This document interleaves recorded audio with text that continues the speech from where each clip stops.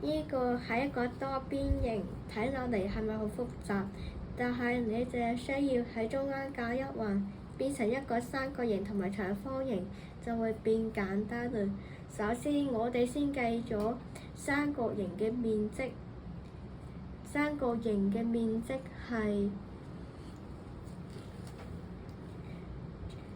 底乘以高除以2，所以我哋淨係需要寫開括號40乘以40除以再閂括號，咁三角形嘅部分就完成啦。跟住就係長方形嘅部分，長方形嘅面積係長乘負呢個長方形嘅長係50，括